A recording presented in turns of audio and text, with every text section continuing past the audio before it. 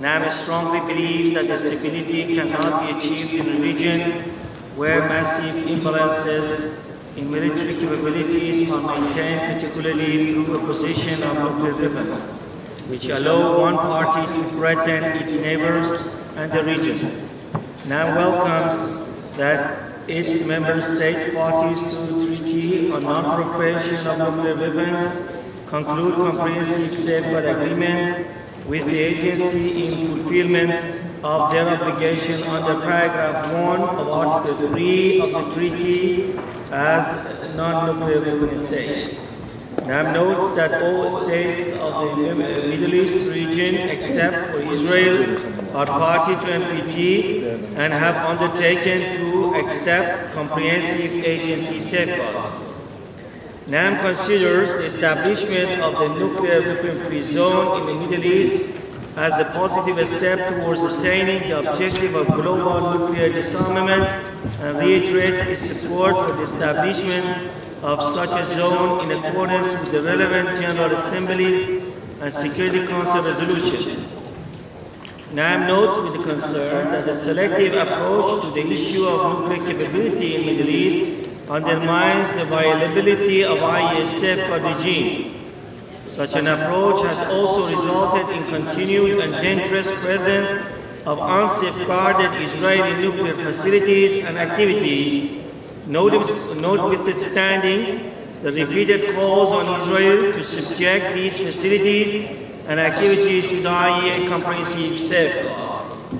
In this regard, NAM expresses great concern about the direct consequences of the following on the international security. A. The accusation of nuclear capability by Israel, which poses a serious and continuing threat to security of its neighboring and other states. B. The continuing development whereby Israeli scientists are provided access to nuclear facilities of one nuclear weapon state. Mr. President, NAM emphasizes that all member states should cooperate to reverse this unacceptable situation. NAM encourages the active participation of all member states in achieving the universality of comprehensive safeguards in the Middle East region. Implementing Resolution GC 53/17 entitled, I quote, Israeli nuclear capabilities, unquote, is the first step towards that end. NAM regrets Israel's continued insistence that agency safeguards cannot be addressed in isolation from regional peace processes. NAM emphasizes that there is no automatic sequence which links the application of comprehensive safeguards to all nuclear activities in the Middle East to the prior conclusion of a peace settlement, and that the former would contribute to the latter. Mr. President, NAM reiterates his call for the total and complete prohibition of the transfer of all nuclear-related equipment, information, material and facilities, resources or devices, and extension of assistance in the nuclear-related scientific or technological field to Israel. In this regard, NAM further notes that Deputy Prime Minister and Minister of Foreign Affairs of Israel, in his letter to Director General as attached to his previous report, as contained in document GC 54/14, had stated that, I quote, Israel values the non-proliferation regime, acknowledges its importance, and has over the years demonstrated a responsible policy of restraint in the nuclear domain, unquote. Regretfully, the official record of this agency are testimony to the contrary.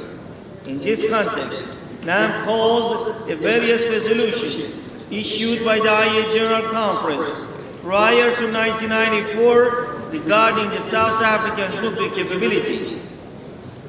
In those resolutions, the General Conference recalled various United Nations General Assembly resolutions dealing with, I quote, relation between Israel and South Africa, unquote, and quote, military and nuclear collaboration with South Africa, unquote, which inter alia strongly condemned the extensive collaboration between Israel and then racist regime of South Africa, especially in the military and nuclear field, in defiance of the resolutions by the General Assembly and United Nations Security Council. Thank you very much for your attention.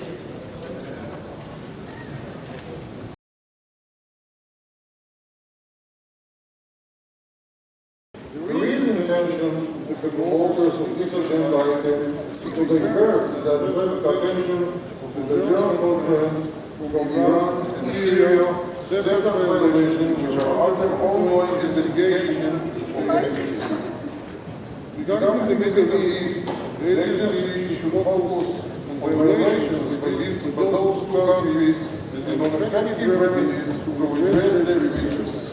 Iran and Syria provide the proof that the most significant threats to the non-proliferation regime and NPT are those posed by member states ever sent parties to the treaty that pursue nuclear weapons under the guise of their NPT membership.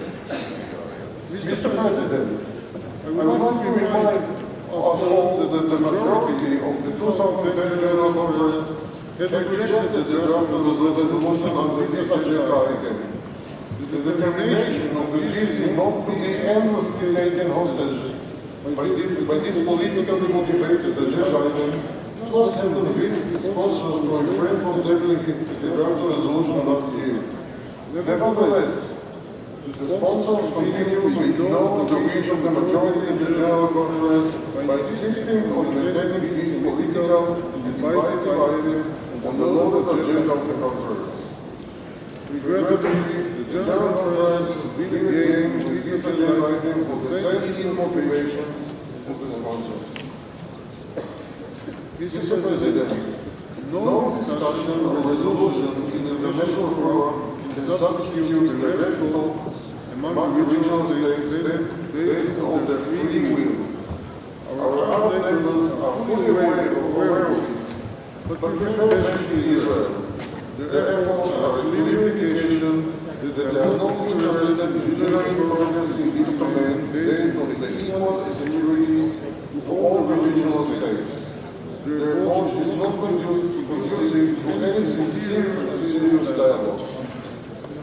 Mr. President, it is Iran which represents the greatest threat to peace and security in the Middle East and beyond. Nowhere is this room to bestow the real facts behind the right of nuclear weapons. Pointing and accusing fingers at Israel will not change this sober reality. Mr. President, let me conclude by expressing my sincere hope that the GC will send a clear signal to get rid of this innovative agenda item once and for all. This will send a clear message of professional integrity and determination not to be detracted time and again from real challenges in the nuclear realm. Thank you, Mr. Chairman.